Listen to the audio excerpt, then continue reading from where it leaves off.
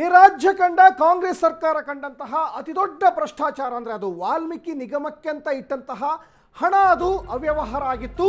ವಾಲ್ಮೀಕಿ ನಿಗಮದ ಅವ್ಯವಹಾರ ಪ್ರಕರಣ ಈಗ ಸಿಬಿಐ ತನಿಖೆಗೆ ಹೈಕೋರ್ಟ್ ಏಕಸದಸ್ಯ ಪೀಠದಿಂದ ಮಹತ್ವದ ಆದೇಶವನ್ನು ಹೊರಡಿಸಿದೆ. ಹೈಕೋರ್ಟ್ ಏಕಸದಸ್ಯ ಪೀಠದಿಂದ ಮಹತ್ವದ ಆದೇಶ ಹೊರಡಿಸಿದೆ. ವಾಲ್ಮೀಕಿ ನಿಗಮದ ಅವ್ಯವಹಾರ ಪ್ರಕರಣ ಸಿಬಿಐ ತನಿಖೆಗೆ ವಹಿಸಿ ಇದುವರೆಗೂ 187 ಕೋಟಿ ರೂಪಾಯಿ ಅವ್ಯವಹಾರ ಆಗಿತ್ತು. ಇದಕ್ಕೆ ಸಂಬಂಧಪಟ್ಟಾಗೆ ಇಡಿ ಕೂಡ ಎಂಟ್ರಿ ಕೊಟ್ಟಿತ್ತು. ಬಿಜೆಪಿ ಶಾಸಕ ರಮೇಶ್ ಜಾರಕಿಹೊಳಿ, ಕುಮಾರ್ ಬಂಗಾರಪ್ಪ, ಯತ್ನಾಳ್, ಅರವಿಂದ ಲಿಂಬಾವಳಿ ಹೈಕೋರ್ಟ್ಗೆ ಅರ್ಜಿಯನ್ನು ಸಲ್ಲಿಸಿದ್ರು. ಬಿಜೆಪಿ ನಾಯಕರ ಅರ್ಜಿ ಪುರಸ್ಕರಿಸಿದ ಹೈಕೋರ್ಟ್ ಪೀಠ ಅನ್ನೋದು ಇಲ್ಲಿ ಗೊತ್ತಾಗ್ತಾ ಇದೆ. ಸರ್ಕಾರ ರಚಿಸಿದ ಎಸ್ಐಟಿ ರದ್ದು ಮಾಡಿತು ಹೈಕೋರ್ಟ್. ಅಂದ್ರೆ ಇಲ್ಲಿ ಬಿಜೆಪಿ ನಾಯಕರು ಅರ್ಜಿಯನ್ನು ಸಲ್ಲಿಸಿದ್ರು. ಆ ಅರ್ಜಿಯನ್ನು ಎತ್ತಿ ಹಿಡಿದಿದೆ ನ್ಯಾಯಾಲಯ.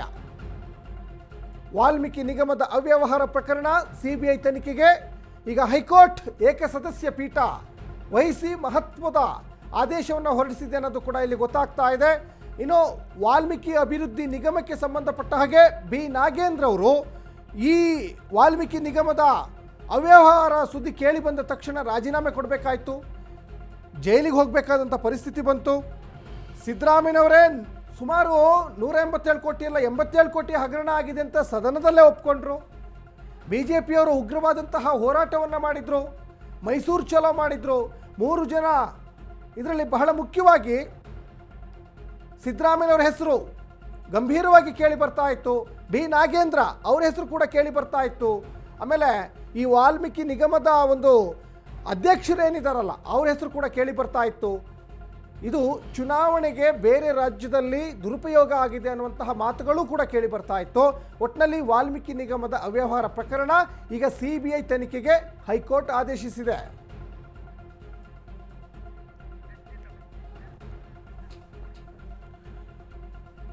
ಈ ಬಗ್ಗೆ ಹೆಚ್ಚಿನ ಡೀಟೇಲ್ಸ್ ಇಂದ ಡೆಸ್ಕ್ನಿಂದ ನೇರ ಪ್ರಸಾರದಲ್ಲಿ ಈಗ ನಮ್ಮ ಪ್ರತಿನಿಧಿ ಬಸವರಾಜ್ ಕೊಡ್ತಾ ಹೋಗ್ತಾರೆ. ಬಸವರಾಜ್, ಬಹಳ ಮುಖ್ಯವಾಗಿ ಬಹಳ ದಿನಗಳಿಂದ ವಾಲ್ಮೀಕಿ ನಿಗಮದ ಹಗರಣಕ್ಕೆ ಸಂಬಂಧಪಟ್ಟಾಗೆ ಬಿಜೆಪಿಯವರು ಆರೋಪಗಳನ್ನ ಮಾಡ್ತಾನೆ ಇದ್ರು. 187 ಕೋಟಿ ಹಗರಣ ಅಂದರು, ಆದರೆ ಸಿದ್ದರಾಮಯ್ಯನವರು ಒಪ್ಕೊಂಡ್ರು ಸದನದಲ್ಲಿ 187 ಕೋಟಿ ಅಲ್ಲ 87 ಕೋಟಿ ಅಂತ. ಅಂತೂ ಇಂತಿದೀಗ ಸಿಬಿಐ ತನಿಖೆಗೆ ಹೋಗಿದೆ.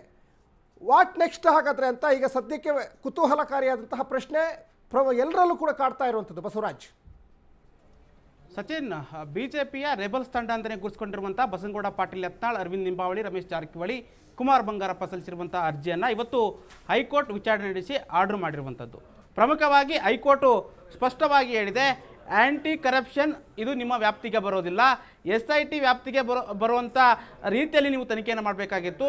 ಇದು ನಿಮ್ಮ ವ್ಯಾಪ್ತಿಗೆ ಬರೋದಿಲ್ಲ, ಹಾಗಾಗಿ ಇದನ್ನು ತನಿಖೆಯನ್ನು ನೀವು ತಡೆ ಕೊಡಬೇಕು. ಜೊತೆಗೆ ಇದರಲ್ಲಿ ಇಷ್ಟು ದಿವಸಗಳ ಕಾಲ ಏನೇನು ತನಿಖೆಯನ್ನು ಮಾಡಿದ್ದೀರಾ ಈ ತನಿಖೆಯನ್ನು ಸಂಪೂರ್ಣವಾದಂಥ ಎಲ್ಲ ವರದಿಯನ್ನು ಕೂಡ CBIಗೆ ವರ್ಗಾವಣೆ ಮಾಡಬೇಕು ಅನ್ನುವಂಥ ನಿಟ್ಟಿನಲ್ಲಿ ಇವತ್ತು ಹೈಕೋರ್ಟ್ನ ಏಕಸದಸ್ಯ ಪೀಠ ಆದೇಶವನ್ನು ಹೊರಡಿಸಿರುವಂಥದ್ದು. ಪ್ರಮುಖವಾಗಿ ಈಗಾಗಲೇ ಕೂಡ 3 ತನಿಖಾ ಸಂಸ್ಥೆಗಳು ಈಗಾಗಲೇ ವಿಚಾರಣೆ ನಡೆಸಿರುವಂಥದ್ದು, ತನಿಖೆಯನ್ನು ಕೂಡ ಮಾಡಿರುವಂಥದ್ದು. ಪ್ರಮುಖವಾಗಿ SIT ಏನು ಆ್ಯಂಟಿ ಕರಪ್ಷನ್ಗೆ ಸಂಬಂಧಪಟ್ಟಂತೆ ವಿಚಾರಣೆ ಮಾಡುವಂಥದ್ದು, ತನಿಖೆ ಮಾಡುವಂಥ ಕೆಲಸವನ್ನು ಕೂಡ ಮಾಡಿತ್ತು. ಸಾಕಷ್ಟು ಸಾಕ್ಷಿಗಳ ವಿಚಾರಣೆ ಆಗಿರ್ಬೋದು, ಹೇಳಿಕೆಗಳನ್ನು ಕೂಡ ಪಡೆದುಕೊಳ್ಳುವಂಥ ಕೆಲಸವನ್ನು ಕೂಡ ಮಾಡಿರ್ಬೋದು. ಜೊತೆಗೆ ಅದರಲ್ಲಿ ಏನು ವಾಲ್ಮೀಕಿ ನಿಗಮದ ಅಧ್ಯಕ್ಷರಾಗಿರುವಂಥ ದದ್ದಲ್ ಆಗಿರ್ಬೋದು, ಜೊತೆಗೆ ಏನು ಸಚಿವರು ಆಗಿರುವಂಥ ನಾಗೇಂದ್ರ ಅವರಿಗೆ ಕೂಡ ಕ್ಲೀನ್ ಚೀಟ್ ಕೊಡುವಂಥ ಕೆಲಸವನ್ನು SIT ಮಾಡಿತ್ತು. ಅದರ ಬೆನ್ನಲ್ಲೇ ಇಡಿ ಎಂಟ್ರಿ ಆಗಿತ್ತು. ಇಡಿ ಎಂಟ್ರಿ ಆಗಿ ಮನಿ ಲ್ಯಾಂಡ್ರಿಂಗ್ ಬಗ್ಗೆ ತನಿಖೆಯನ್ನು ನಡೆಸಿತು. ತನಿಖೆಯಲ್ಲಿ ಇದರಲ್ಲಿ ಅಕ್ರಮ ನಡೆದಿದ್ದು ನಿಜ. ಇಲೆಕ್ಷನ್ಗೋಸ್ಕರವಾಗಿ ಈ ದುಡ್ಡನ್ನು ಬಳಕೆ ಮಾಡಿದ್ದಾರೆ. ಏನೋ ಈ ಹಿಂದೆ ಆಗಿರುವಂಥ ಬೈ ಇಲೆಕ್ಷನ್ ಇದೆ, ಬಳ್ಳಾರಿಯ ತುಕಾರಾಮ್ ಅವರ ಇಲೆಕ್ಷನ್ ಇದೆ, ಆ ಇಲೆಕ್ಷನ್ಗೆ ಈ ದುಡ್ಡು ಬಳಕೆ ಆಗಿದೆ ಅನ್ನುವಂಥ ನಿಟ್ಟಿನಲ್ಲಿ ಇಡಿ ಕೂಡ ಚಾರ್ಜ್ ಶೀಟನ್ನು ಸಲ್ಲಿಕೆಯನ್ನು ಮಾಡಿತ್ತು. ಜೊತೆಗೆ SIT ಕೂಡ ಚಾರ್ಜ್ ಶೀಟ್ ಸಲ್ಲಿಕೆ ಮಾಡುವಂಥ ಕೆಲಸವನ್ನು ಕೂಡ ಮಾಡಿತ್ತು. ಇವೆಲ್ಲವನ್ನು ಆಧಾರವನ್ನು ಇಟ್ಕೊಂಡು ಬಿಜೆಪಿಯ ರೆಬಲ್ಸ್ ತಂಡ ಹೈಕೋರ್ಟ್ ಮೊರೆ ಹೋಗಿತ್ತು. ಹೈಕೋರ್ಟ್ನಲ್ಲಿ ಅರ್ಜಿಯನ್ನು ಸಲ್ಲಿಸಿತ್ತು. ಇದರಲ್ಲಿ ಸೂಕ್ತವಾದಂಥ ತನಿಖೆ ನಡೀಬೇಕು. SITಗೆ ಯಾವುದೇ ರೀತಿಯಾದಂಥ ಅಧಿಕಾರ ಇಲ್ಲ, ಅದನ್ನು ತನಿಖೆ ಮಾಡುವಂಥ ಅವಶ್ಯಕತೆ ಕೂಡ SIT ಇಲ್ಲ. ಯಾಕಂದರೆ ಅವರು ಅವರಿಗೆ ಬೇಕಾದವರನ್ನು ಸೇಫ್ ಮಾಡುವಂಥ ಕೆಲಸವನ್ನು ಮಾಡ್ತಾರೆ ಅನ್ನುವಂಥ ನಿಟ್ಟಿನಲ್ಲಿ ಹೈಕೋರ್ಟ್ನ ಮೆಟ್ಲೇರಿದ್ದು. ಇವತ್ತು ಹೈಕೋರ್ಟ್ ವಾದ ಪ್ರತಿವಾದವನ್ನು ಆಲಿಸಿ CBIಗೆ ಆದೇಶ ಮಾಡಿರುವಂಥದ್ದು. ಇಲ್ಲಿಯ ತನಕ ಆಗಿರುವಂಥ ತನಿಖೆ ಯಾವ್ಯಾವೆಲ್ಲ ಸಾಕ್ಷಿಗಳನ್ನು ಪಡೆದುಕೊಂಡಿದ್ದೀರಾ, ಏನೆಲ್ಲ ನಿಮ್ಮ ಹತ್ರ ರೆಕಾರ್ಡ್ಸ್ಗಳಿದೆ ಎಲ್ಲವನ್ನು ಕೂಡ ನೀವು CBIಗೆ ಹಸ್ತಾಂತರ ಮಾಡಬೇಕು ಅನ್ನುವಂಥ ನಿಟ್ಟಿನಲ್ಲಿ ಮಹತ್ವದಂಥ ಆದೇಶವನ್ನು ಕೊಟ್ಟಿರುವಂಥದ್ದು.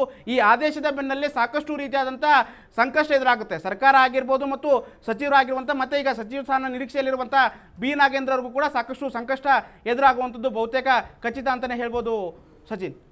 ಧನ್ಯವಾದ ಬಸವರಾಜ್ ತಮ್ಮೆಲ್ಲ ಡೀಟೇಲ್ಸ್ಗಾಗಿ. ಮತ್ತೊಮ್ಮೆ ಸಚಿವ ಸಂಪುಟಕ್ಕೆ ಸೇರುವ ಆಕಾಂಕ್ಷೆಯಲ್ಲಿದ್ದರು ಬಿ ನಾಗೇಂದ್ರ.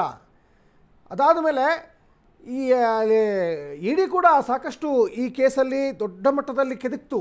ಯಾರ್ಯಾರಿಗೆಲ್ಲ ಹಣ ಹಂಚಿ ಹೋಗಿದೆ, ಯಾರ್ಯಾರೆಲ್ಲ ನುಂಗಿ ನೀರು ಕುಡ್ದಿದ್ದಾರೆ ಅಂತ. ಯಾಕಂದರೆ ನೆರೆಯ ರಾಜ್ಯದಲ್ಲಿ ಚುನಾವಣೆಗೆ ಬಳಕೆಯಾಗಿದೆ ಅನ್ನುವಂತಹ ಒಂದಿಷ್ಟು ಗಂಭೀರವಾದಂಥ ಆರೋಪವನ್ನು ಇಡಿ ಕೂಡ ಮಾಡ್ತು. ಈಗ ಸಚಿವಾಕಾಂಕ್ಷಿ ಆಗಬೇಕು ಅನ್ನುವಂಥ ನಿರೀಕ್ಷೆಯಲ್ಲಿದ್ದ ಬಿ ನಾಗೇಂದ್ರಗೆ ಮತ್ತೆ ಉರುಳಾಗುತ್ತಾ ಹಾಗಾದರೆ?